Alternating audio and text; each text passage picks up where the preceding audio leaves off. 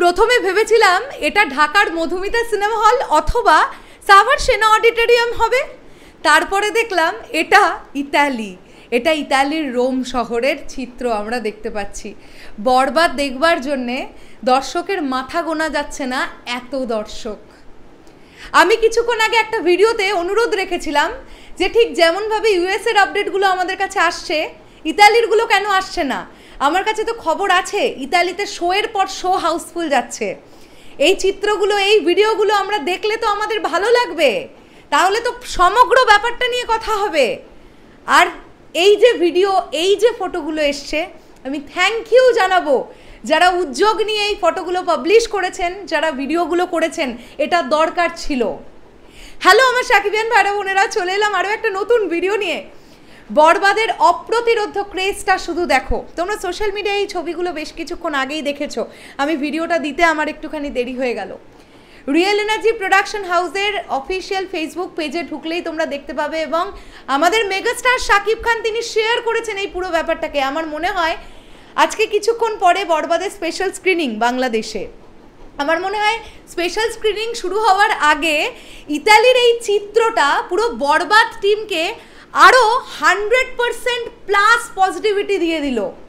যতটা পজিটিভিটি নিয়ে তারা আছে, পজিটিভ ভাইব নিয়ে তারা আছে, এই পজিটিভ ভাইব ইনটু 100 হয়ে গেছে ইতালির এই চিত্র দেখার পরে। ভাবো তোমরা, এটা কিন্তু ইতালি, এটা বাংলাদেশ নয়। এইখানে বরবাদ দেখবার জন্যে ক্রেজ দেখো।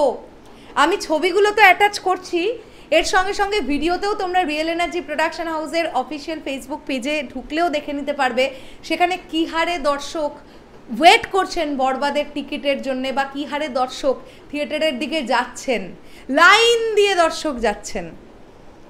ইতালি থেকে একটা মাইন্ড ব্লোয়িং রেসপন্স আসছে।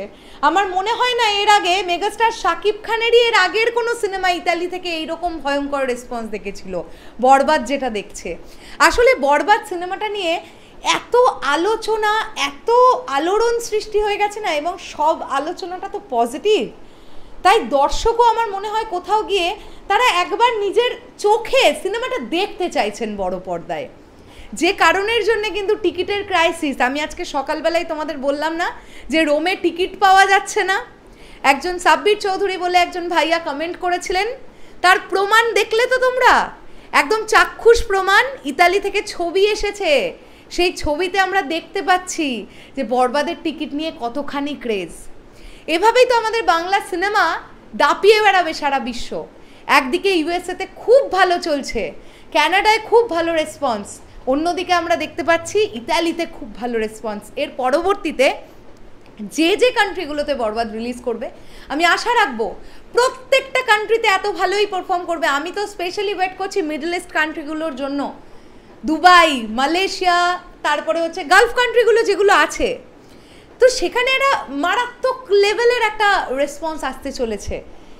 আমি সুপার এক্সাইটেড। আর আমি না এটা নিয়েও একদম 100% শিওর যে ইন্ডিয়াতে যদি পশ্চিমবাংলায় মুক্তি, মানে কলকাতার সাইডে মুক্তি না দেওয়ার কথাও ভাবতো টিম, যদি আসামের সাইডটা একটু মুক্তি দেওয়া যেত বরবাদ, প্রচণ্ড ভালো একটা বিজনেস করতো। আসাম, শিলিগুড়ি, মানে নর্থ বেঙ্গলের দিকটা, ওখানে প্রচুর সাকিবিয়ান, প্রচুর, মানে হাজারো হাজারো লাখো লাখো সাকিবিয়ান। কিন্তু আমি জানি না ইতিমধ্যেই আর ইন্ডিয়া রিলিজের কোনো প্ল্যান আছে কি না বরবাদ টিমের, খুব সম্ভবত নেই। আর যদি থাকেও সেটা হয়তো বেশ কদিন পর। টিমের কাছে আমার এটাই অনুরোধ থাকবে, যদি ইন্ডিয়া রিলিজের কোনো প্ল্যান থাকে তাহলে অবশ্যই যেন আসাম স্টেটটাকে বাদ না দেওয়া হয়। আসামের লোকজন কিন্তু ওয়েট করছে, মেগাস্টার শাকিব খানের প্রচুর ফ্যান ফলোয়িং ওখানে। শেষ করলাম ভিডিওটা, আসছি আবার খুব শিগগিরই নতুন কোনো ভিডিও নিয়ে। তাহলে এখনের জন্যে টাটা।